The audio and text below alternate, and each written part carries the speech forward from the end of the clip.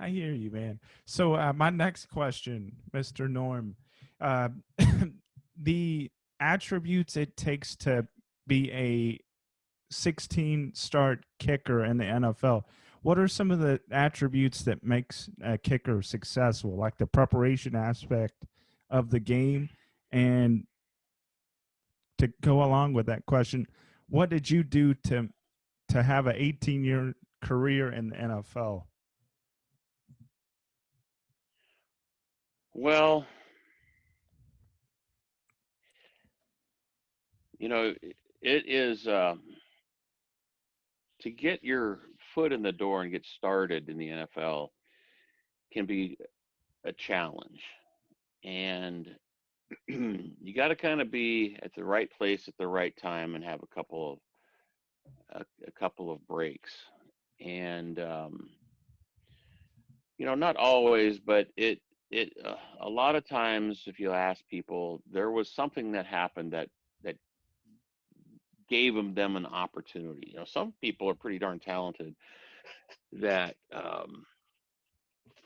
give it a try, and for whatever reason, they just got unlucky or wasn't the right place at the right time or whatever, and they just never quite get settled or get their foot in the door or get started in their career. So a little bit is, I'm not going to say luck, but just being in the right, having the right opportunity.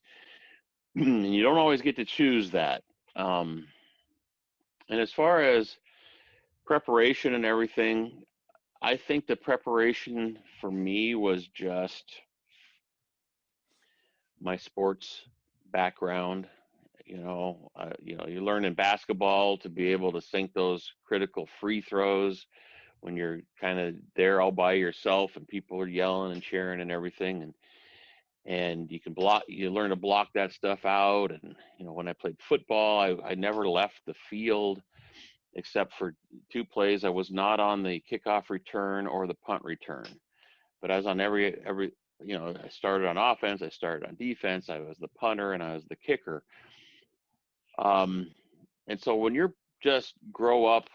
Oh, and I was a pitcher in baseball. So a pitcher in baseball has to, um, there's some certain attributes to be a pitcher because you're always involved in the game, and there's a lot of things on the line, and you got to have that concentration, and you got to be able to be okay being.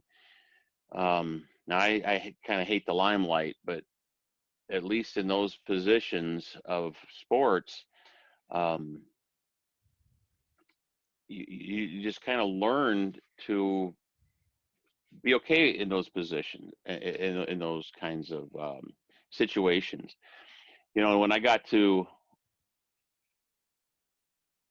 Seattle up here, we had a coach that used to call me just the Iceman, because I was pretty even keeled, cool, calm, and collected as much as possible, or at least you want to give that persona, and that nothing rattles you. Well, a lot has to do with some personality traits in people, and some people can never overcome that. I mean, they just have that personality that makes it harder for them to overcome stressful situations. Um, my personality is not that way. I can be pretty cool, calm, and collected in most any situation. Doesn't mean I'm going to excel or do the right thing or whatever, but I can at least be cool, calm, and collected. But I think that's really a learned um, that is a learned attribute over time. and For sure. and so if you're in sports all your life, and as I was, and I was always a leader or one of the best players on the team, if not the best player on almost any sport that I did, you just are able over time to not um, get more and more used to uh, those kinds of situations, and so you can and you learn to prepare, and um, you're ready to go out and play a game. I will tell you that it's to play in the Super Bowl when you start thinking about it. and they give you 2 weeks to think about it. So that first week of the 2 weeks, Overwhelming. yeah, I started thinking about it. I'm going, you know what?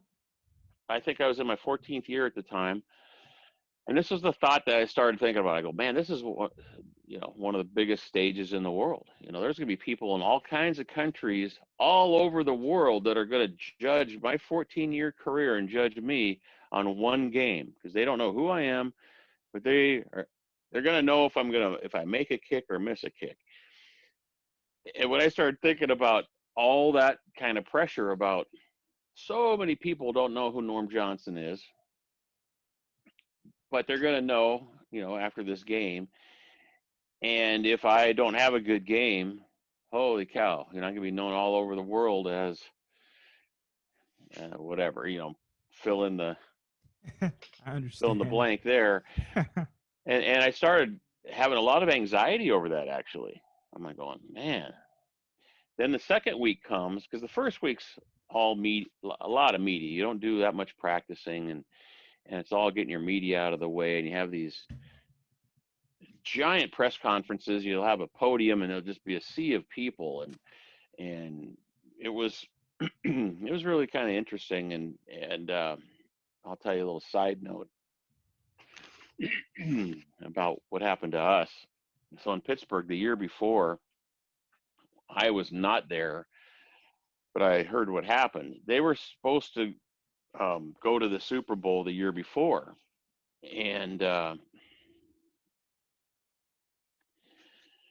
it was going to be hands down. They were going to stomp all over. I think it was San Diego. I don't remember who it was. Um, and in the AFC Championship, and they were going to march on to the Super Bowl. So before the game, not the Super Bowl that year, but the AFC Championship, they had made all the plans and arrangements and hotels and travel and yada yada yada yada. And then they went to that game and lost.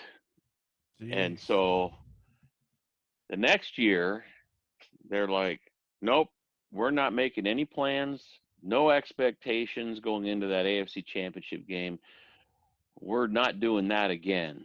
So we ended up winning, and then the team hadn't made any plans, any arrangements, anything, which kind of sucked because the only time I got to go to the Super Bowl, we go there and it's not very planned out. There was a lot of hiccups. There was a lot of things we probably missed out on because the team refused to plan ahead because they were snake bit from the year before. So anyway, going back to my story, so you have 2 weeks leading up to the Super Bowl. In that first week, there's a lot of media and a lot of parties and a lot of festivities and a lot of stuff that was outside of football. Then the 7-8 days leading up to the Super Bowl is like kind of like business as usual. A lot less media. They kind of lock them out, and it's you're focusing on football. You're focusing on what you're going to do and get prepared for that game.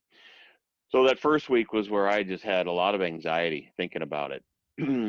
Second week it's kind of business as usual. And by the time the game got there and you got out on the field, it was um, my at least for me, my experiences is you were able to. First of all, we don't see all the pregame festivities.